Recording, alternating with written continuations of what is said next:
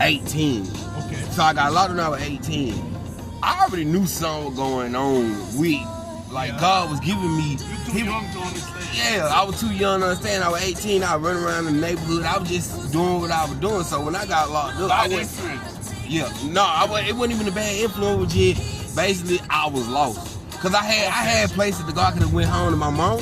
I was staying with my sister. I could have did all that, but at the end of the day, God had a plan. Yeah, God had a plan for me, and it took me 5 years into my 10 years Senate to realize that. So everything before that was like a situation where I was like, when I went to jail, the first time I went to jail, like when you go to jail, you know they're gonna give you your outfits, right? Okay, then when I knew I had messed up. So they giving everybody outfits, so we get through intake, okay? Now, when I got locked up, the GBI and everybody kicked my door in. Okay, cool. My sister don't know what I did. I ain't told her nothing. So I did everything, but what made me give up everything because they were gonna lock my sister up. And at the end of the day, they ain't had nothing to do with it. So I gave them everything. So now I'm in intake, I'm getting locked up. They get everybody around me, like 10 of us. Now we all had to get butt naked and everything. You know, we standing in these showers and stuff, and they give us our jumpsuit. Everybody around me jumpsuit orange. Mine the only one red. So I ain't lying. I'm already 18. I don't know. I'm in here with grown men. I don't know what's going on. So I'm thinking they gave me the wrong jumpsuit. Yeah. You know what I'm saying? So I added the police dude. I was like, hey man, I think y'all gave me the wrong color jumpsuit. Everybody else got on. He said, oh no. He said, no. You going to up with the big boys. He said, no, you got the right jumpsuit. Then when I first realized, like, man, I wasn't, you know, when I went to jail, your parents teach you, one thing your parents teach you out of love. They never show you the evil or the real wrong things that the world got to offer because they don't expect, they expect that they raise you right, that you wouldn't go down that road. You know what I'm saying? They got the situation where raise them right and let them take their own path. But my path got messed up because God wanted me to get away from what I was doing because when I went to prison, I had a whole bunch of partners, but honestly, when I got in there, it was the one officer, and one officer asked me, he said, man, what made you do all this stuff? You know what I'm saying? He asked me, it was my first count and everything when I'm down the road. He asked me, what made you do all this? I said, man, honestly, I could tell you that I was robbing to get some pamper for my child, but I ain't got no child. I could tell you I was robbing to get money to pay my rent. I said, but I was living in the car, and I could have went anywhere, but I was living in the car just to land on my next lick. So I ain't need no rent. You know what I'm saying? I said I did it because I fell in love with you. He said, you fell in love with Rob? I said, I fell in love with you.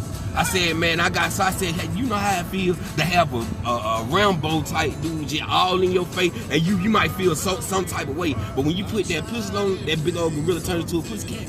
I said that feeling is the reason why I did it so much. You know what I'm saying? That was God saying to me, he was like, God, it was like through my wake up call. Yeah, wake up call, because I'm gonna tell you, it was something about what I was doing, because I was leaving one county, going to a whole nother county, doing my thing, coming back.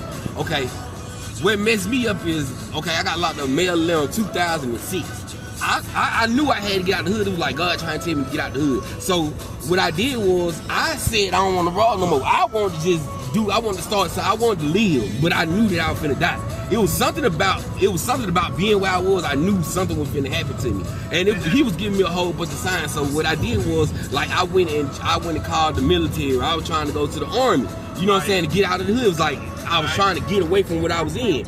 So I was trying to go to the military. So I had an appointment set up with a colonel for May 14th. I was trying to go to job corps because I got kicked out of school because I got caught with a gun and I started a riot at another school, so I couldn't go back to public school. So I was really just walking the street, didn't have nowhere to do. So I was trying to go to job corps. I had a meeting set up to go to job corps May 19th. I rap, right? And I got a record deal from this dude. He trying to talk to my twin sister. But he had already asked me before, like, he heard me rapping on the car.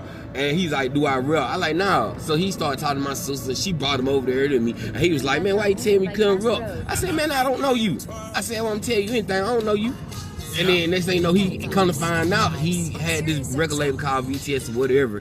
And the apartment that he was renting, it was in the hood. I'm thinking this is where he lives. So you ain't no producer now. I don't know you. You in the hood just like me. Yeah. So when I went inside the apartment, he basically had them bought an apartment and set it up to be a whole studio. You know, got everything. So I went in there and then I rapped and I put a song down for him. He put me on his label. I was going, so basically, end up, I was going on tour to Florida, to Miami to do a tour with him and his people for the song that I did May 25th. Yeah, what God said, it's your time. He said it's past. It was like he was telling me it's past all that now. You know what I'm saying? Because May 11, they kicked my door in. They had me on surveillance for 6 months before they got me. Come to find out that the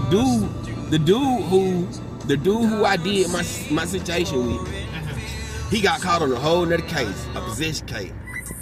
In order to get out his possession case, he told him in my discovery package, it told me, he said in order to get out it had nothing to do with me. He got a possession case. He got caught going down the street, get caught on a possession. And he told him, he said, if I could tell you such and such name, who robbed such and such and shot such and such date, will you give me a deal? And they told him, in the discovery package, say, give me a name. That was the next thing the police said.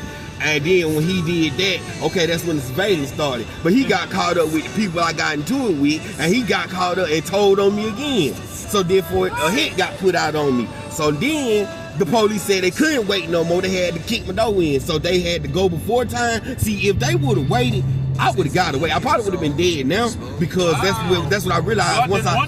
God didn't want it, because at the end of the day, I went through all that. He said that the way that dude handled his business when he got caught up with all these different people and kept putting me in the mix, it made them come get him. So they killed. So I walked out the house, and I swear, to this day, I still say that God made me go back to my house, because I had just committed the crime. So I'm talking about literally, like, I'm at my house, and like 20 minutes before I had committed the crime. And I ain't thinking nothing about the crime I committed, because I've been getting away with so many different ones or whatever. Right. How about they had already, when they called the police, when the other crime committed, they called the police to try to figure out what's going on. They was already moving in on my house, and this apartment, so you got to come all the way in the front, and you can't just do anything, because everybody gonna know that you there. So by the time they was all moving, basically I was walking up the street to get on the C-Tran bus, and I was gonna head back to the west side of Atlanta. I swear to you, something told me to turn around and go get the money. I done hid the money, I done dropped everything off, don't nobody know nothing. I'm not at the spot where it says, even if they kick it in, they can't search it. My dumb ass went back for the money. And I'm talking about, once I went in the house, when I went back in there, I'm telling you, I feel like it's all God, because I'm going to tell you what the point was. It's a whole point in this situation. Yeah, the message. So, the message is, when I went back to that house, I should have just went straight, got the money and looked. Okay, right. I still could have got back out of the house. No, I went up there to try to tell my big sister, because I knew she was disappointed in me for the stuff I was doing. So and just like my mama. No, she was upstairs in the room. My sister don't know what I just did. Don't nobody know me what I'm doing. Now my sister them just feel like I'm their little brother, and I'm just. Are you talking? And I guess they just realize. I guess my brother them and my sister them just thinking, that this is something Dion going through. Nah, they didn't know that me being bullied from the 5th grade and all this, and I'm finally feeling like I'm a man to the point where I'm robbing people and I don't even want their money. I had a partner, he told me, he was playing with me like, but ain't nobody gonna rob me, woo. And in my mind, I'm just like, stop playing. But I say, everybody can get got, don't never think that. I say, cause you go in situations feeling all confident, that's when you get the motherfucking situation handed to you, cause you go in there so confident, you forget to pay attention. And he say, yeah, whatever, woo. So about 2 days later, I robbed him. But at the end of the robbery, I gave him everything. Like, I ain't trying to take nothing from you. I just want you to see exactly what I told you. I said you were so confident nobody will do it. The person right beside you did it. And that was God telling me, like, you finna leave this world you in right now, and I'm gonna put you in the worst one. He said, but when you come out of that one, he said, I hope you be able to tell somebody about this one and what you went through and where it took you through. He said, cause at the end of the day, when all that was going on, I went to jail, and the only thing I could think about is I had a partner named Big Mike. I had all kind of friends I was with, and these people I kicked it with every single day doing the same thing I was doing. These people I love. And once I went to jail, it was a 16-year-old. His name was Lil Dave. We call Lil Dave. He be around the hood all the time. We already knew the police wanted him for some reason, but he was just like me. He was grown before his time, so he never told nobody what he was doing. So he was doing it on his own. I don't know what he was doing, but I knew that the police at that time wanted my folk. And he wasn't number 16, so I didn't think it was nothing that serious. They chased him or whatever it's over with. They ended up killing him 2 years later in the same place where I got locked up. They shot him.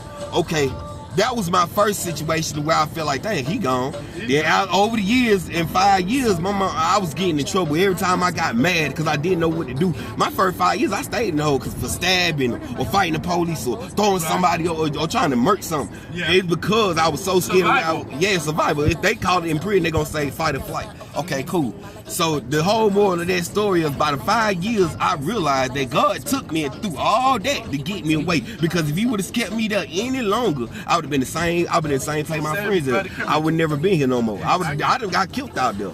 So he put me there to save me. And I ain't gonna lie, I ain't gonna lie, bro. With plenty of time when I was locked up going through that stuff, I was going through seeing the stuff I saw. Now understand this. I ate dinner, lunch, and breakfast with murderers. Same murderers y'all hear out of here. Wayne Williams. I was just locked up with Wayne Williams in Valdosta State Prison. They claim, if you think about it, going through the stories of Atlanta Children's murder, you think about it, this man like 6'4", 350 pounds. No, he's not. No, that's what I'm saying. You would think by the way they were saying. Man, right. This man. I was a child. I was 19 on my first count. By the time I got to Valdosta State Prison where he was at, I was like 25. 25. Now I was 25. Man, this man was shorter than me, skinnier than me. He was calm, quiet. He don't bother nobody.